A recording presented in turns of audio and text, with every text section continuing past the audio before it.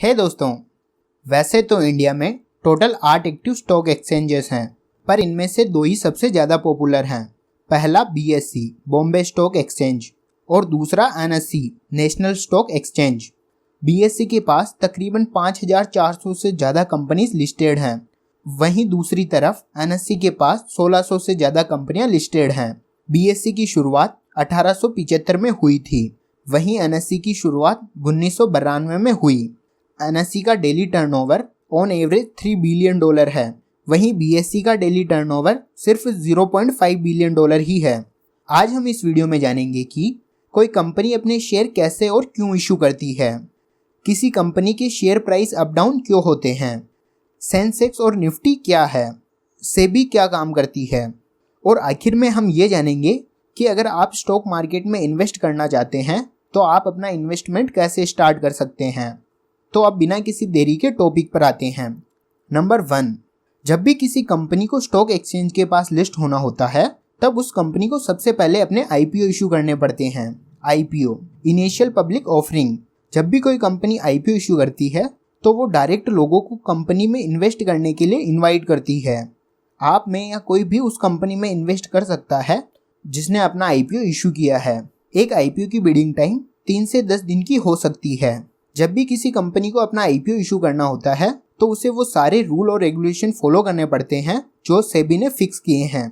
Company किसी investment bank से अपनी वैल्यूएशन और अपने शेयर प्राइस का पता करती है और उसके बाद अपना IPO इशू करती है। IPO इशू करने के बाद कंपनी लोगों को अपने शेयर अलॉट करती है और शेयर अलॉट होने के बाद कंपनी शेयर मार्केट में लिस्ट हो जाती है।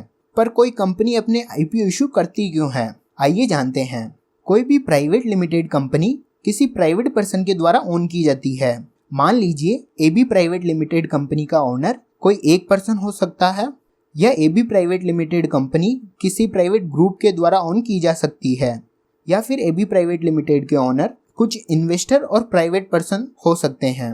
अब AB प्राइवेट लिमिटेड एक्सपेंड होना चाहती है और एक्सपेंड होने के लिए फंड की जरूरत होती है, और अभी AB प्राइवेट लिमिटेड के पास फंड की कमी है। तो अब AB प्राइवेट लिमिटेड 2 तरीकों से अपना फंड इकट्ठा कर सकती है। पहला तरीका, AB प्राइवेट लिमिटेड लोन लेकर एक्सपेंड हो सकती है, लेकिन अगर AB प्राइवेट लिमिटेड लोन लेती है तो उसे प्रिंसिपल प्लस इंटरेस्ट दोनों पे करना होगा, फिर चाहे in future AB private limited को प्रॉफिट हो ना हो। और दूसरा ऑप्शन है IPO इशू करके AB प्राइवेट लिमिटेड अपने IPO इशू कर सकती है। IPO इशू करने के बाद AB प्राइवेट लिमिटेड को फंड तो मिल जाएगा, साथ ही AB प्राइवेट लिमिटेड में हर उस आदमी का हिस्सा होगा जो AB प्राइवेट लिमिटेड का शेयर होल्डर है। अब अगर AB प्राइवेट लिमिटेड को लॉस होता है तो वो लॉस डायरेक्ट उस इन्वेस्टर का लॉस होगा, और वहीं अगर AB प्राइवेट लिमिटेड को प्रॉफिट होता है तो वो प्रॉफिट सीधा इन्वेस्टर का होगा। अब AB प्राइवेट लिमिटेड को कोई भी लोन या प्रिंसिपल पे करने की जरूरत नहीं है, इसीलिए कंपनी अपने IPO इशू करती है। IPO इशू होने के बाद कंपनी को कई सारे रूल और रेगुलेशन फॉलो करने पड़ते हैं जो सेबी ने फिक्स किए हैं, क्योंकि IPO इशू होने के बाद कोई भी कंपनी प्राइवेटली ओन नहीं रहती है, वो कंपनी पब्लिकली ओन हो जाती है, यानी जिसके पास उस कंपनी के शेयर हैं वो उस कंपनी का मालिक है। नंबर 2, शेयर की प्राइस अप या डाउन क्यों होती है। हर शेयर की प्राइस डिमांड और सप्लाई बेस पर काम करती है, यानी जब भी मार्केट में किसी कंपनी के शेयर की डिमांड बढ़ती है, डिमांड बढ़ने का मतलब शेयर सेल के बजाय ज़्यादा बाय होने लगते हैं, तो उस कंपनी के शेयर की प्राइस भी बढ़ जाती है। और इसका अपोजिट, जब भी मार्केट में किसी कंपनी के शेयर की सप्लाई बढ़ जाती है, सप्लाई बढ़ने का मतलब है उस कंपनी के शेयर बाई से ज़्यादा सेल होने लगते हैं, तो उस कंपनी के शेयर प्राइस भी डाउन होने लगते हैं। आइए इसे एक एग्जाम्पल से समझते हैं। AB प्राइवेट लिमिटेड के मार्केट में टोटल 1000 शेयर हैं और हर शेयर की प्राइस 100 रुपीज़ है। अब जब भी इन्वेस्टर AB प्राइवेट लिमिटेड के शेयर बाई करेंगे तो उस शेयर की डिमांड बढ़ने लगेगी, और जब जब मार्केट में किसी प्रोडक्ट की डिमांड बढ़ती है तो उसकी प्राइस भी बढ़ जाती है। और जब भी इन्वेस्टर AB प्राइवेट लिमिटेड की शेयर को सेल करेंगे तो उस शेयर की सप्लाई बढ़ेगी, और जब जब मार्केट में किसी प्रोडक्ट की सप्लाई बढ़ती है तो उसके प्राइस डाउन हो जाते हैं। इसीलिए शेयर प्राइस अप डाउन होते रहते हैं। डिमांड और सप्लाई रूल मार्केट के हर प्रोडक्ट और सर्विस पर अप्लाई होता है। जिस प्रोडक्ट की डिमांड बढ़ती है उसकी प्राइस भी बढ़ जाती है, और जिस प्रोडक्ट की सप्लाई बढ़ती है उसकी प्राइस डाउन हो जाती है। नंबर 3, सेंसेक्स और निफ्टी क्या है। सेंसेक्स और निफ्टी दोनों मार्केट इंडेक्स हैं। आइए पहले निफ्टी के बारे में जानें। Nifty national stock exchange 50। नाम से ही आप इतना तो समझ गए होंगे कि निफ्टी और एनएससी का कोई ना कोई कनेक्शन जरूर है। दरअसल निफ्टी एनएससी का ही एक छोटा सा हिस्सा है। निफ्टी में एनएससी की टॉप 50 कंपनीज ट्रेड करती है। निफ्टी में उन टॉप 50 कंपनी को रखा जाता है जिनका मार्केट कैप सबसे ज़्यादा हो। जब जब निफ्टी की उन 50 कंपनियों के शेयर प्राइस डाउन होते हैं तो निफ्टी के पॉइंट भी डाउन हो जाते हैं, और जब जब इन 50 कंपनियों के शेयर प्राइस बढ़ते हैं तो निफ्टी के पॉइंट भी बढ़ जाते हैं। तभी आपको न्यूज़ में देखने को मिलता है कि आज निफ्टी -300 पॉइंट पर क्लोज हुआ। अब जानते हैं सेंसेक्स के बारे में। सेंसेक्स बीएसई का मार्केट इंडेक्स है। सेंसेक्स में भी निफ्टी की तरह ही 30 कंपनी लिस्ट होती है जिनका मार्केट कैप सबसे ज़्यादा हो। यहाँ भी जब जब उन 30 कंपनीज के शेयर प्राइस बढ़ते हैं तो सेंसेक्स के पॉइंट भी बढ़ जाते हैं, और जब जब उन 30 कंपनीज के प्राइस कम होते हैं तो सेंसेक्स भी नीचे आने लगता है। सेंसेक्स और निफ्टी 50 में जो कंपनियां ट्रेड करती है उन्हीं कंपनीज के शेयर सबसे ज़्यादा बाई और सेल किए जाते हैं, यानी वो कंपनी सबसे ज़्यादा ट्रस्टेड कंपनियां होती है।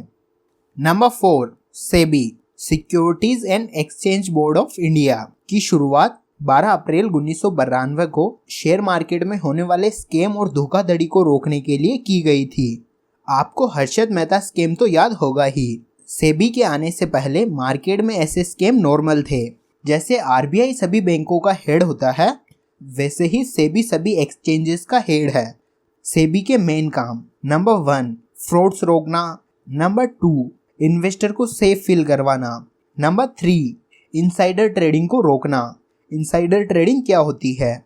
किसी कंपनी के न्यू प्रोडक्ट लॉन्च और इंटरनल मैटर से उस कंपनी के शेयर प्राइस पर काफ़ी इफेक्ट पड़ता है, और कंपनी के एम्प्लॉयज़ को ये सारी बातें पहले से ही पता होती है, और कोई कंपनी का एम्प्लॉय पहले ही शेयर खरीद या बेच ना ले, इसी को इनसाइडर ट्रेडिंग कहती है। इसी को रोकने के लिए सेबी एम्प्लॉयज़ पर नज़र रखती है और उन्हें ट्रेड करने के लिए ब्लॉक कर देती है ताकि वो ना शेयर खरीद पाए और ना शेयर सेल कर पाए।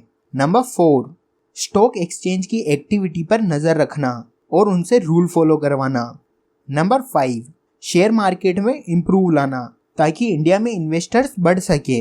अभी इंडिया की कुल 2% पॉपुलेशन ही शेयर मार्केट में इन्वेस्ट करती है, जिनमें से 76% मेल और 16% फीमेल है, और बाकी के 8% अननोन हैं। वहीं इंडिया में 95% इन्वेस्टर एफडी में इन्वेस्ट करना पसंद करते हैं। इसका रीज़न है लोगों को शेयर मार्केट की कम समझ और फेक न्यूज़। इंडिया में ज़्यादातर लोग सोचते हैं कि शेयर मार्केट एक सट्टा है। वहीं यूएसए में 56% पॉपुलेशन स्टॉक मार्केट में इन्वेस्ट करती है। Number 5 how can you start investing in stock market. अगर आप स्टॉक मार्केट में बिगिनर हैं और शेयर में इन्वेस्ट करना चाहते हैं तो आपको सबसे पहले अपना डीमैट और ट्रेडिंग अकाउंट ओपन करना होगा।